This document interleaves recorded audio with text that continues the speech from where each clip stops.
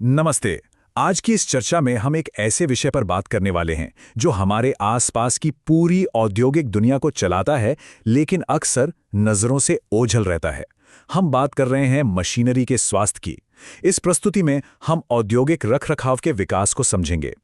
ये सफर हमें दिखाएगा कि कैसे इंडस्ट्री अब सिर्फ टूटे हुए पुर्जों को सुधारने की पुरानी मानसिकता से बाहर निकलकर मशीनों की संपूर्ण देखभाल या एसेट केयर की ओर बढ़ चुकी है। ये विषय वाकई बहुत ही आकर्षक है, तो चलिए शुरू करते हैं। ठीक है, तो सबसे पहले आज का एजेंडा देख लेते हैं। हमारा सफर शुरू होगा रखरखाव से एसेट मैनेजमेंट तक की कहानी से। फिर हम देखेंगे प्रबंधन की रणनीतियां, प्रिडिक्टिव तकनीकें, लुब्रिकेशन यानी स्नेहन से घर्षण को कम करना, और अंत में बियरिंग से भार को संभालना। तो आइए शुरू करते हैं हमारे पहले भाग से, रखरखाव से एसेट मैनेजमेंट तक। देखिए, पुरानी और नई सोच के बीच का फर्क समझना बहुत जरूरी है। पहले एक फंक्शनल एक्सीलेंस मॉडल होता था, जो एक तरह से बस आग बुझाने वाली बात थी।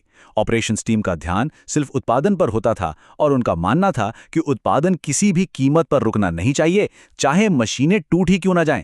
लेकिन आज का आधुनिक तरीका है एसेट मैनेजमेंट एक्सीलेंस मॉडल। यहां ऑपरेशंस और रखरखाव टीमें एक साथ मिलकर काम करती हैं। ये बिल्कुल वैसा ही है जैसे कोई डॉक्टर और मरीज किसी बीमारी के होने का इंतजार करने के बजाय लंबे समय तक स्वस्थ रहने के लिए एक टीम की तरह काम करें। चलिए अब प्रबंधन की फिलॉसफी से थोड़ा जमीनी स्तर पर आते हैं और बात करते हैं दूसरे भाग की, रखरखाव प्रबंधन की रणनीतियां। अगर हम रखरखाव की रणनीतियों को देखें तो ये एक सीढ़ी की तरह है।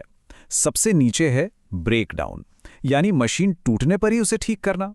ये सबसे महंगी और खतरनाक स्थिति होती है। इसके ऊपर आते हैं प्रिवेंटिव और प्लान्ड तरीके, जहां समय समय पर चेकिंग होती है। लेकिन आज की इंडस्ट्री इससे भी आगे बढ़कर प्रिडिक्टिव और सबसे ऊंचे स्तर प्रोएक्टिव केयर की ओर बढ़ रही है। प्रोएक्टिव का सिद्धांत बहुत सीधा है। समस्या को पहली बार में ही सही ढंग से सुलझाएं और उसकी जड़ को ही खत्म कर दें, ताकि मशीन की उम्र बढ़ सके। यहीं से हम आते हैं तीसरे भाग पर, प्रिडिक्टिव और आधुनिक तकनीकें। अब शायद आपके मन में एक बहुत ही दिलचस्प सवाल आए, मशीनें अपने स्वास्थ्य के बारे में हमें कैसे बताती हैं? जाहिर है वे इंसानों की तरह बोल तो नहीं सकती। लेकिन सच मानिए, कोई भी बड़ी विफलता होने से बहुत पहले ही वे अपने खराब होने के संकेत देना शुरू कर देती हैं। अगर हमारे पास सही तकनीक हो तो मशीनों की इस मौन भाषा को बिल्कुल साफ साफ सुना जा सकता है। ये आधुनिक डायग्नोस्टिक टूल्स बिल्कुल वैसे ही काम करते हैं जैसे इंसानों के लिए ईसीजी और एमआरआई।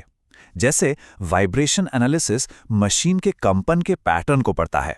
इंफ्रारेड डिटेक्शन भट्टियों और केबलों के अंदर छिपे हीट स्पॉट्स को पकड़ लेता है जो नंगी आंखों से नहीं दिखते।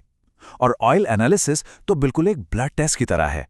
तेल में मौजूद धातु के सूक्ष्म कण ये बता देते हैं कि मशीन के अंदर कौन सा पुर्जा घिस रहा है। ये सारा डेटा प्लांट मैनेजर्स के लिए आंख और कान का काम करता है।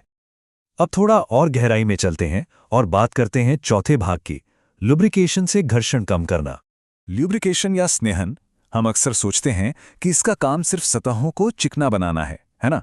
लेकिन असल में ये ल्यूब्रिकेंट मशीन की पहली रक्षा पंक्ति है। यह संपर्क वाले हिस्सों से उत्पन्न होने वाली भारी गर्मी को सोखता है, मशीन के अंदर जमा होने वाली अशुद्धियों को धोकर बाहर निकालता है और यहां तक कि बाहरी प्रदूषण और जंग के खिलाफ एक मजबूत सील का काम भी करता है। मशीनरी के साथ साथ स्नेहन के तरीके भी काफी बदल गए हैं। पहले सब कुछ मैनुअल होता था, जो कि बहुत मेहनत का काम है। जरा सोचिए, एक बड़े प्लांट में हजारों बियरिंग्स हैं। इंसानों के लिए हर एक को सही समय पर और सही मात्रा में ग्रीस देना, ऐसे में चूट होना तो लाजमी है। इसकी तुलना में आधुनिक automatic system set it and forget it की तर्ज पर काम करते हैं।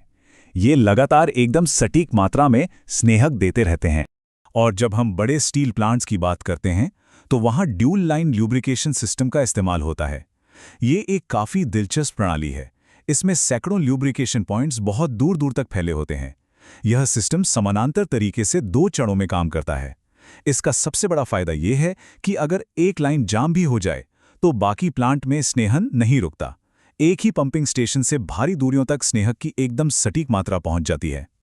और अब हम आ गए हैं अपने 5वें और आखिरी भाग पर, बियरिंग से भार संभालना। अगर हम बिल्कुल माइक्रो लेवल पर जाएं तो सब कुछ बियरिंग्स पर टिका है। बियरिंग का पूरा कॉन्सेप्ट एक बहुत ही साधारण से भौतिक नियम पर आधारित है। किसी भी भारी चीज को खिसकाने या स्लाइड करने से कहीं ज्यादा आसान है उसे लुढ़काना। बियरिंग्स शाफ्ट को सहारा देते हैं और घर्षण को कम करते हुए भारी भरकम भार को आसानी से घूमने देते हैं। और ये बात इन दो डिजाइनों से बिल्कुल साफ हो जाती है। एक तरफ हमारे पास प्लेन बेरिंग है जिसमें कोई बॉल्स नहीं होती। इसका उपयोग अक्सर आगे पीछे होने वाले या ऑसिलेटिंग मूवमेंट के लिए किया जाता है। दूसरी तरफ anti friction rolling element bearing है जिसमें गोल रोलिंग एलिमेंट्स भरे होते हैं। ये भारी भार को तेज गति से घुमाने के लिए खास तौर पे डिजाइन किए जाते हैं। इन रोलिंग एलिमेंट बियरिंग्स के अंदर की बनावट किसी मास्टरपीस से कम नहीं होती। इसमें इनर रेस, आउटर रेस और रोलिंग एलिमेंट्स होते हैं। लेकिन इन सब में केज का काम बड़ा दिलचस्प है। केज खुद कोई भार नहीं उठाता, बल्कि इसका काम है हर एक रोलिंग एलिमेंट के बीच एक समान दूरी बनाए रखना, ताकि पूरे पुर्जे पर भार का वितरण बिल्कुल बराबर हो। इतने सटीक पुर्जों को मशीन पर फिट करना ये भी अपने आप में एक कला है। छोटे बियरिंग्स के लिए कोल्ड माउंटिंग का उपयोग होता है, जहां सीधे बल लगाया जाता है। लेकिन बड़े बियरिंग्स के लिए टेम्परेचर माउंटिंग का उपयोग किया जाता है, जहां बियरिंग को गर्म करके फैलाया जाता है। लेकिन ध्यान रहे, इन बियरिंग्स को कभी भी सीधे आग या ब्लो टॉर्च से गर्म नहीं करना चाहिए। ऐसा करने से इसके धातु वाले गुण पूरी तरह से नष्ट हो जाएंगे और बियरिंग किसी काम का नहीं रहेगा। तो इस पूरी चर्चा को अगर हम समेटें तो बियरिंग के एक छोटे से केज से लेकर पूरे प्लांट के मैनेजमेंट सॉफ्टवेयर तक का सफर हमें ये दिखाता है कि आज की आधुनिक इंडस्ट्री में सब कुछ आपस में जुड़ा है। सूक्ष्म स्तर पर एक बियरिंग की सेहत बड़े स्तर पर पूरे प्लांट की उत्पादकता तय करती है। रखरखाव को अब ऑपरेशन से अलग करके नहीं देखा जा सकता। हम आज की इस चर्चा के बिल्कुल अंत में आ गए हैं। मशीनें अब सिर्फ लोहे के पुर्जे नहीं रहीं, वे भारी मात्रा में डेटा पैदा करने वाली प्रणालियां बन गई हैं। जैसे जैसे यह तकनीक आगे बढ़ रही है, सोचने वाली बात यह है कि क्या भविष्य में मशीनों का संपूर्ण स्वास्थ्य केवल आर्टिफिशियल इंटेलिजेंस के एल्गोरिदम ही संभाल लेंगे, या फिर हमें हमेशा एक इंसानी विशेषज्ञ की जरूरत पड़ेगी? इस विचारोत्तेजक प्रश्न के साथ हम आज की इस प्रस्तुति को यहीं समाप्त करते हैं। हमारे साथ जुड़ने के लिए आपका बहुत बहुत धन्यवाद।